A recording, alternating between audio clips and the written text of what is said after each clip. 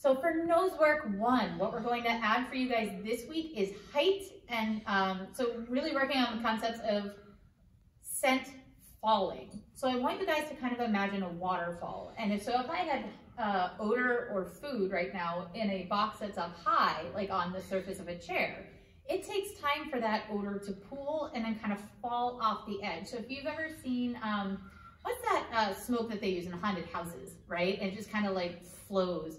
That's kind of what this odor is doing.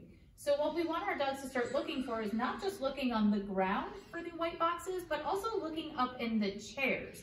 Now, if your dog is what I call handsy, they're super pawy at the boxes and you don't want that behavior, start working on heights, because it's a lot harder for them to paw at the height than it is on the ground. So this is a technique that we'll use if your dog is really going for the boxes. Hey buddy, he found my treat bag. Sit. You'll get to do some looking here in a second. Sit, wait.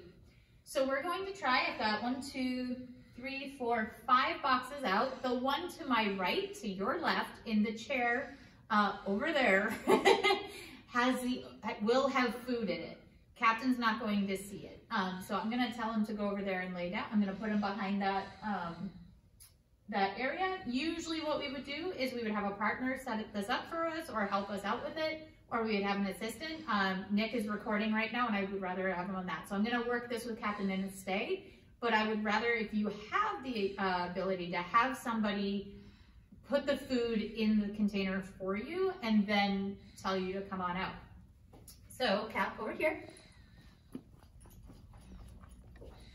Touch, sit, stay. So I'm gonna put this back here. And the food is gonna go here.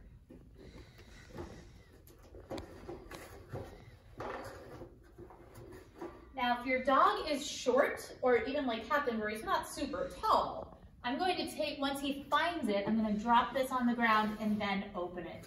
If he hits on the wrong box, I'm just gonna open it and let him check it out. If it's a corgi or something, I would still put it on the ground and open it so they could see it was empty.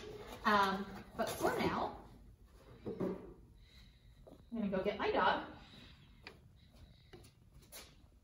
Hey, Captain, find it. I'm gonna keep this loose, and I think that's an alert. So I'm gonna put this down here, I'm gonna let him see it, and then I'm gonna, yes, feed, feed, feed at the source. Because again, remember, this is not always going to be a white box, and this is not always just gonna be food with food. It's going to be birch, clove, cypress, or anise in this container, or even just somewhere in this building where he has to find it. So I'm going to move my dog. Good boy, you found it. Yeah, touch. Sit, stay. I'm gonna keep it here for a couple of trials because I really want him to drive to it. It's more important to me at the beginning that they know where it is and they can build confidence. Find it. Got it? Yes. Good boy. Feed, feed, feed at the source. Good job. So Captain, if you've noticed in the last 2 searches, has completely ignored that side. So what I'm gonna do, good boy, I'm going to move this box to the first position. It'll be on top of the chair to my left, your right, in the first position. So this way, hopefully he won't go running by it. We call this a threshold find. It's the first thing that he should be looking for. Some dogs will ignore the thresholds because they just want to get into the search and they figure it's not here. It's going to be out here somewhere. So to train your dog to check every box, you do a lot of threshold finds to make sure they are also checking that first box. Come here, Captain, let's go this way. Sit. Stay. So again, we don't put food or odor in the other boxes. We're always putting it in the same box and then moving that box. it takes your dog like 2 minutes to find it, that's fine. Keep in mind, Captain's been doing this for a few years. Okay, find it. So he blew past the threshold. I'm keeping this loose. If he goes off script here, I'm trying to keep this as loose as possible. And now he's gonna check every box and find it. Good boy, he's nibbling at it, that's his tell. Good boy. And again, if you're in your home, you can do this with their kibble. If you have a dog that's toy driven and isn't going for food at all, call me, text me, leave a note on the considerations for the City Dog Facebook page, or send me an email, considerationsbook@gmail.com, or reply to any of the emails that I've already sent out. Because I want to make sure that you guys have other ways to do this game. My Border Collie hated searching for food, so we had to cut a tennis ball. She would start with a tennis ball, she would find it, and then she would get another tennis ball in return.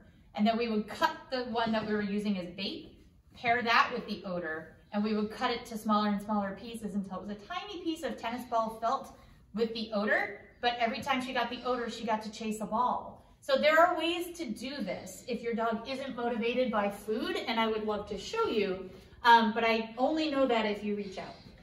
But for the most part, dogs will go for the food, especially if you're in your house and you're doing this for their breakfast and their dinner. There are always exceptions, and I just want to make sure we cover those bases. This is his favorite game, and I'm really making him upset. So I'll do a couple more with you. Touch, sit, stay. And usually in this sport, we want our dogs to not be thinking so much about the obedience part of it. We call this the anti-obedience sport. But for the purposes of this demonstration and not having a class right now, we're doing the best we can. If you want to see what this looks like more legitimately, I can track down some videos for you. And I can send those over so you can see what this would look like for a beginner dog. Wait. Find it. So we walked by it. I think he thinks that I put it down here. Is that it? Yes, good boy. I'm gonna open it up and feed at the source. So this week you're gonna work on heights. We're not gonna do anything crazy. Just make sure you don't have the chairs so close together. Make sure that there's a few feet between each box. There's a thing called converging odor. So you can search for that and research it if you're curious. We'll talk about it a lot more in level 2. But just be mindful that the boxes aren't on top of each other, that they do have a little bit of space. When the dog finds it, they get a big reward. And good luck.